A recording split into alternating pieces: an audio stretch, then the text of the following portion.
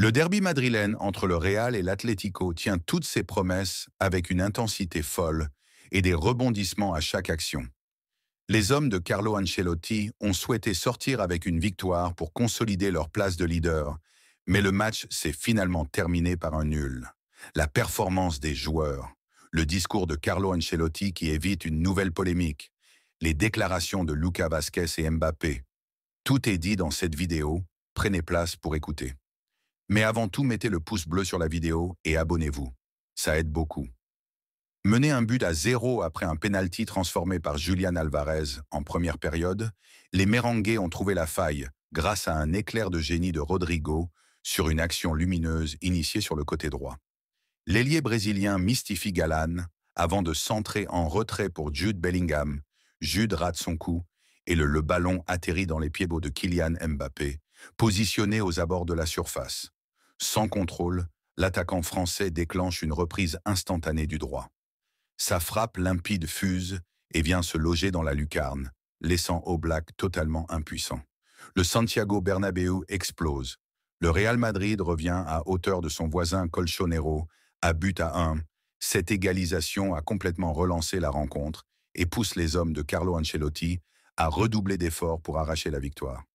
De son côté, l'Atlético tente de reprendre l'avantage en s'appuyant sur Griezmann et Alvarez, bien décidés à faire vaciller la défense madrilène. Le Real Madrid, porté par un Mbappé décisif, prouve une nouvelle fois sa capacité à réagir dans les moments clés. Tous les joueurs étaient au rendez-vous, le gardien merengue n'a pas eu trop de travail à faire. Malgré l'enjeu de la partie, Courtois a plutôt passé une soirée tranquille, puisque les défenseurs ont assuré le gros du boulot. Sur le penalty encaissé, il n'a pas fait de miracle. Mais quand on connaît la difficulté de cet exercice, on ne peut pas lui en vouloir. Aligné à la place de Ferland Mendy, Fran Garcia a fait un match tout à fait correct. Beaucoup plus présent dans le jeu offensif, le latéral gauche espagnol a intercepté plusieurs ballons, dont un très crucial à la 63e minute. Dans la vivacité, Garcia y était à fond. Il est à apprécier. Il n'a pas commis d'erreur, sauf qu'il s'est fait dribbler plusieurs fois, ce qui pourrait nous mettre en difficulté. Replacé en défense en l'absence de Rudiger, le milieu de terrain français a fait un match acceptable. Jusqu'à la faute menant au pénalty discutable qui lui a été attribué, Tchouaméni a réalisé un bon match face aux Colchoneros. En deuxième période, il était présent au bon endroit en interceptant plusieurs ballons dangereux dans la surface de réparation. En tout cas, bon match pour le milieu français en défense. Mais quel joueur! Seul défenseur central de métier dans l'équipe ce samedi, Raúl Asensio a assuré un match correct. Depuis le début de la saison, le jeune défenseur de 21 ans a réalisé de très belles interventions tout au long de la rencontre. En l'absence de Rudiger, il a été le joueur le plus en vue de la soirée défensivement. Asensio a remporté 5 duels sur 5, il a complété 49 passes sur 51 et s'est fait dribbler 0 fois. Franchement, c'est exceptionnel pour un joueur qui n'a pas beaucoup d'expérience dans le haut niveau. Carlo Ancelotti peut reconnaître et accepter que les blessures en défense lui ont permis de découvrir un défenseur prometteur avec des qualités défensives exceptionnelles et un caractère de champion. C'est naturellement lui qui doit terminer la saison aux côtés de Rudiger. Vazquez n'a pas démérité. Contre une équipe dangereuse offensivement, le latéral droit espagnol de 33 ans a fait de son mieux. Malgré la volonté, il n'a pas été décisif offensivement. Défensivement, il a fait son possible. Excellent match pour le joueur espagnol. Devenu un pilier dans l'entrejeu madrilène, Dani Ceballos a fait très mal au joueur Colchonero avec son jeu. Jusqu'à ce qu'il ne cède sa place à la 20e minute, Ceballos a fait un très bon match. Un peu timide en première mi-temps, le milieu de terrain uruguayen. Homme à tout faire de Carlo Ancelotti, Valverde a apporté beaucoup dans la percussion. Avec ses nombreuses courses, le milieu de terrain a grandement participé à la bataille du milieu de terrain. Avec 99 réussites dans ses passes, le joueur continue de prouver qu'il est l'un des meilleurs milieux de terrain en Liga actuellement. Oui, c'était du bon Vinicius ce samedi. Au cœur de plusieurs controverses ces derniers jours, l'ailier brésilien a montré beaucoup de volonté dans le jeu. Malgré la tension, Vinicius n'a pas cédé aux provocations et a plutôt apporté beaucoup offensivement avec sa vitesse de percussion et ses dribbles. Il a entreprendre plusieurs actions qui auraient pu terminer par un but, à l'instar de son action où il a dribblé les défenseurs colchoneros, puis donné le ballon à Rodrigo, et ce dernier a fait une frappe trop croissée qui n'a pas pu trouver le cadre. Encore un match de haut niveau pour Jude Bellingham. Impeccable comme toujours dans l'entrejeu, le milieu anglais a réalisé un gros match. Défensivement, il a aidé beaucoup avec ses replis. Et quand il fallait se présenter dans la surface de réparation de l'Atlético Madrid, il était présent avec deux actions clés, dont une qui a terminé sur la barre transversale en deuxième période. C'était tout simplement du grand art. Excellent match de Rodrigo. Important dans le dispositif offensif de Carlo Ancelotti, Rodrigo a pesé sur la défense des Colchoneros avec ses déboulés sur le côté droit. C'est lui qui a initié l'action menant au but égalisateur de Kylian Mbappé. Il défend, il attaque. On voit le danger quand il a le ballon. Il a été pour moi le meilleur joueur du derby.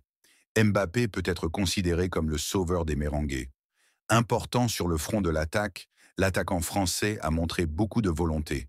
Véritable renard de surface, il a réussi à égaliser le score pour le Real dans une période cruciale. Pour un attaquant, il a rempli sa tâche. Carlo Ancelotti s'est adressé aux médias après le derby contre l'Atlético de Madrid. Je ne veux pas parler de l'arbitre. Il était très proche de l'action et a très bien vu ce qui s'est passé. Je ne veux pas entrer dans une polémique. J'ai vu un penalty similaire lors du match Athletic-Girona. Les gens du football ne comprennent pas cela. Nous méritions plus, surtout en deuxième mi-temps.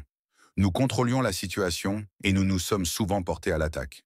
Le penalty a affecté l'équipe dans une première mi-temps plus lente et moins agressive. Néanmoins, nous sommes repartis avec un bon sentiment. En deuxième mi-temps, Vinicius et Rodrigo ont joué plus en largeur et ont créé de nombreuses situations dangereuses. Le match a été équilibré et compétitif, comme tous les derbys. Nous sommes repartis avec un match nul, mais nous sommes encouragés. Tout le monde a fait des sacrifices, s'est battu et a récupéré un match compliqué. Quand l'Atlético a eu l'avantage, ils ont joué leur jeu en défendant et en contre-attaquant. Ils sont très dangereux à ce niveau, mais nous avons bien géré. En défense, les deux défenseurs centraux ont fait un grand match.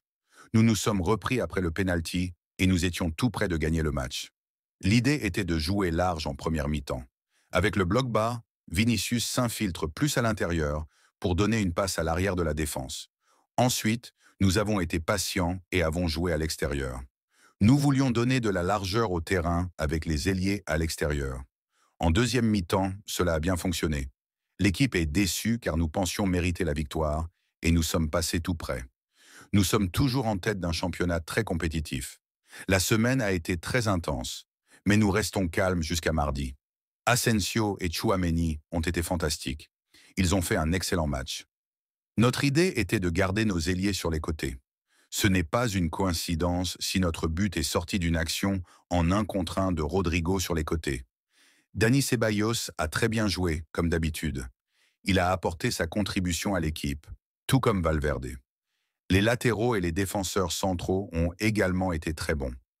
Pour le match de mardi, nous devons voir si les joueurs qui ont joué sont rétablis. Ceux qui n'ont pas joué aujourd'hui ont l'avantage pour jouer contre City. Cette formation peut fonctionner. Nous avons changé la défense en jouant sur 2 lignes de 4 avec Bellingham plus à l'extérieur, et cela a bien fonctionné. À part les 2 ou 3 contre-attaques après le penalty, les 2 lignes ont bien fonctionné. Mbappé et Vinicius ont fait des efforts pour se rapprocher de l'équipe. Oui, notre plan de jeu de ce soir peut fonctionner contre City. Nous avons à peine concédé des occasions et nous avons bien joué. Simeone a dit que le Barça était le meilleur. Tout le monde a le droit d'avoir son opinion. Ce sera un championnat compétitif jusqu'à la fin. Nous sommes heureux malgré les difficultés que nous rencontrons. Avant le match, j'ai vu une photo de Carvajal, Alaba, Militão et Rudiger saluant leurs coéquipiers avant d'entrer sur le terrain. Malgré les difficultés, nous nous en sortons très bien. Vasquez. La saison de Mbappé est très bon. Il apporte beaucoup à l'équipe et semble meilleur à chaque match et chaque fois qu'il marque, c'est bon pour lui et pour l'équipe. D'après ce que nous avons vu sur le terrain, je pense qu'une seule équipe voulait gagner le derby. Kylian Mbappé. Ce n'est pas le résultat que nous voulions, mais belle réaction de l'équipe. Il faut continuer. Une autre bataille arrive bientôt. À la Madrid!